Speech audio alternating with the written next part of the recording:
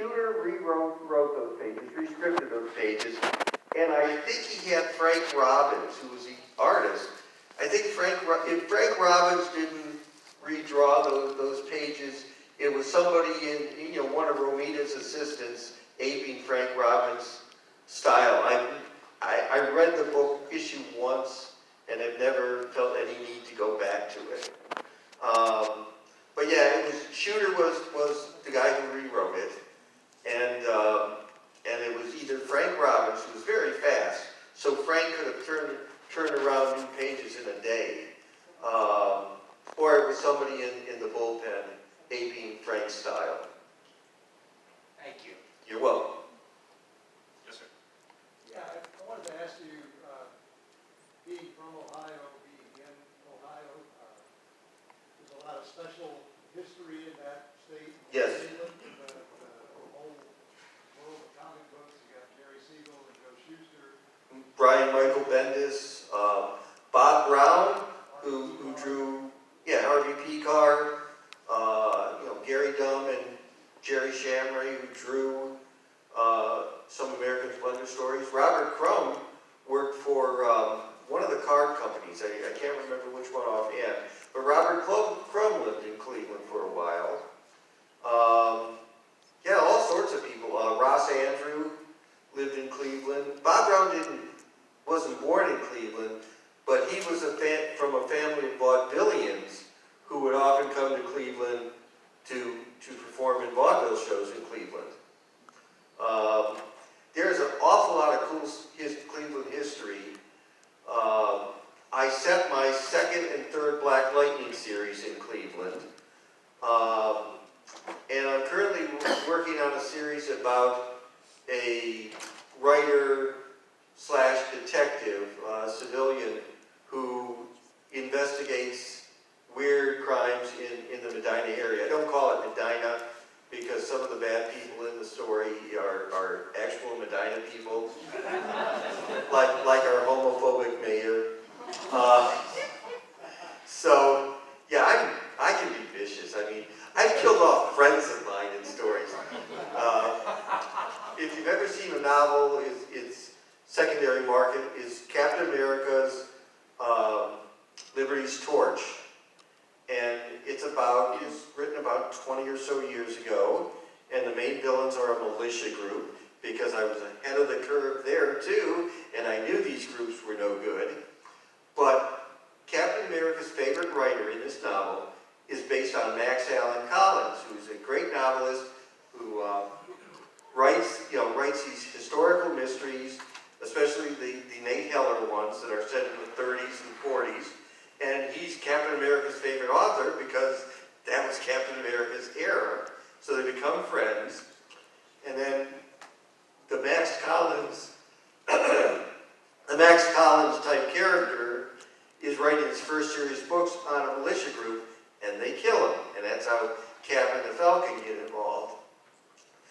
I came up to Max at a convention, and I said, actually I call him Al, because Max is his father's name, so most people call him Al in his hometown.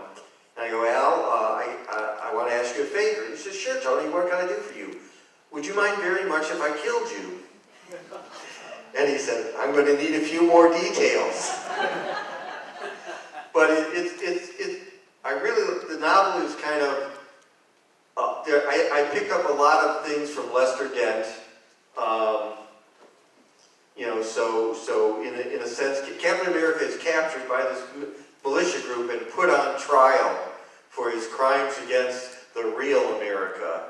And the lawyer was named after the late Mark Gruenwald, because I thought it'd be fun to have a Jewish lawyer, defending Captain America in this kangaroo court. But it's a fun novel. At one point we were told, after we did the initial plot, a chapter-by-chapter plot, they said, well, we would prefer you didn't make the militia group racist. I said, okay, we can work around that. Most militia groups are racist. I mean, that's established fact. But then we ignored that. Because I knew, okay, I was amazed amazed that they actually read the whole plot summary. I knew they were never going to read the novel itself, so we just did what we wanted to do. I'm a rebel. I've been that way since, what, 1966 or something? Yes, you had a question. Yeah, do you have any stories about Steve Gerber? He seemed like quite the Oh, character. Steve Gerber was one of the best writers and best guys anywhere. Neurotic as hell, a good friend, a very giving, sharing person. I mean, I would give Steve ideas, he would give me ideas. The return of the Guardians of the Galaxy in Marvel 2 and 1 was because he was looking for characters to team up with the Thing, and I said, you know, the Guardians of the Galaxy had only appeared once. Right. And so I said, how about the Guardians of the Galaxy? And we worked out some sort of, it's a future time travel story with Captain America, who's kind of like the symbol of liberty in the future. And Steve ran with that. And so I'm responsible for the Guardians of the Galaxy movies. Because until I suggested that to Steve, there was no interest in using these characters. And then after Steve used them, they started appearing in other Marvel comics. But yeah, he was a terrific guy. My girlfriend at the time hung out with his writing partner, Mary Screenis. So the four of us would get together at Gerber's, it was Mary's apartment. So we get together, you know, about once a week just to shoot the shit and share some food, and the three of them would smoke pot. And it was partially my fault because for her birthday I bought Mary Screen some really good pot. I did not imbibe personally, but my girlfriend would like kiss me and exchange smoke, and it never got me high, but I very much liked the kissing part. This woman, beautiful woman, Lark Russell, 6 feet tall, so we made quite the couple. But yeah, so Gerber was a good friend. We after both of us were out of New York, we talk every now and then. I regret that I didn't get to see him more, but he was in Los Angeles and I was in Ohio. There's a question right there in the back. Yeah. You must be a real treat in Medina then. Okay, well, let's see. I have my gay pride flag up almost every day because it's the part of our population that is, I think, under the most attacks right now. And it's most, I mean, people accept it.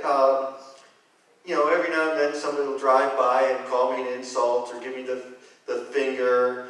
And boy, they drive away fast when I start walking towards their car. Because bigots are cowards. That's one of the reasons they're bigots. They're afraid of anything that's different. There was an area garage sale, and a woman came up to my door and knocked on the door and said, you know, lots of these people are bringing their kids to these garage sales. Do you think it's appropriate to have this flag up? And I said, yes, ma'am, because some of those kids are gay. I guarantee you some of those kids are gay, and this way they know they are not universally hated. I have signs for, you know, trans rights are human rights, science is science. Sometimes the signs get destroyed, but I have more signs. What part of Cleveland are you from? I was from the west side of Cleveland. Okay. Originally around West 65th in Detroit, because that's where the family bakery was, Okay.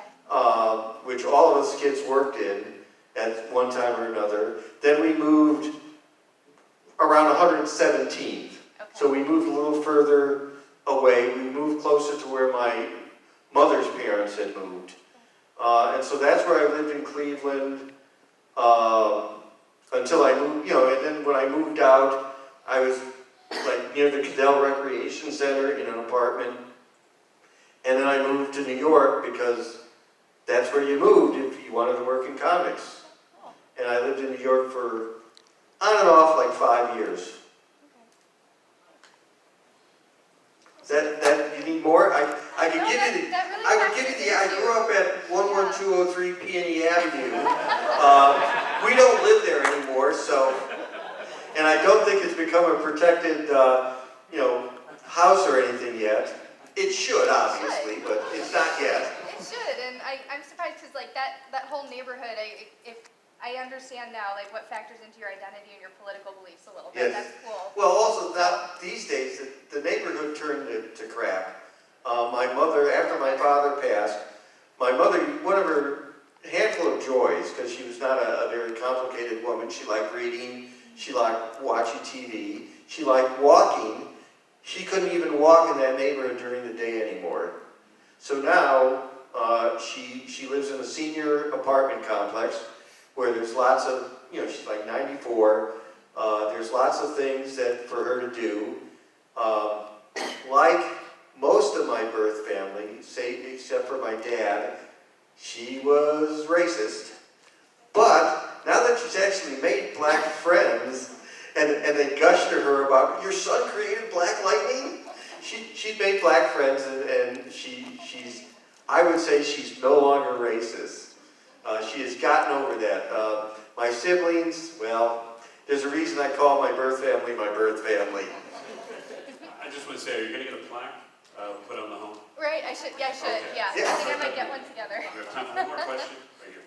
Just curious, where do you get your ideas, your inspiration, like where does that? Ideas are like the easiest thing in the world for me. It's developing them and actually writing them. There are ideas all over the place. I'll see a news story and it'll spark an idea. I'll hear a name and it'll spark an idea. I have a bucket list of like 300 things I want to write before I kick the bucket. And actually I'm planning to devote like a day a week to at least typing out like brief summaries of these, so then when I die, my kids can sell them to other writers. But yeah, the ideas are the easiest part for me. It's developing the ideas into good stories, writing them, and then trying to find publishers who understand my vision. Because I have always been way ahead of the curve. Nobody was talking about evil militia groups when I wrote that Captain America novel. Do you have a favorite, like a favorite piece that you wrote? My favorite right now is the last Black Lightning series. I wrote Black Lightning Cold Dead Hands. Because they had no intention of letting me continue on the character, which I didn't find out till later, I was told I could do whatever I wanted. So I said it very explicitly in Cleveland. Had references to Cleveland things. It dealt with a contemporary issue as gun violence. Oh, in this case it was alien gun violence that had been recovered from, because DC Universe gets invaded every Tuesday. So there's all sorts of weapons left lying around. Well, Tobias Whale was gathering up those weapons, was reverse engineering them, and then selling them to gangs and such. So that was, the main menace of the story was these alien guns, the violence they were inflicting on the community, and Tobias Whale making money off them. I think I did a really good job on it.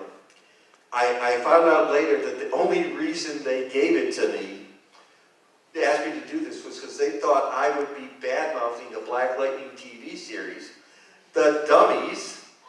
I was involved with the Black Lightning series before they offered this to me. I wrote the core values paper for the TV series. I had Zoom meetings with the showrunners that lasted hours. They flew me to Burbank to spend time with the writers. The TV series, DC didn't do this, but the TV series insisted that I be flown to Washington to be there for the premiere of the first episode. I was on the set like 2 or 3 times a year. I was always like an unofficial consultant. I'd be getting asked, I'd get emails from writers and directors and the actors, some of which I'm still very close to. And I actually appeared in the 3rd season finale as a federal judge, the Honorable Anthony Isabella. I had lines and everything. I get SAG checks, they're small, but I get them.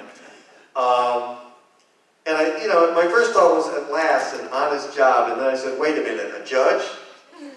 And I regret to report that no billionaire ever offered me free vacations on their yachts. All right, well, that was our last question. I believe it's going to be a special presentation. Oh, cool. I get candy. Oh, boy. Well, thank you so much. Kevin, do you roll this for me? Kevin will hold this up so you can see it. This is at Tony's table. Yeah. So kindly sign one for me. Make a $10 purchase there.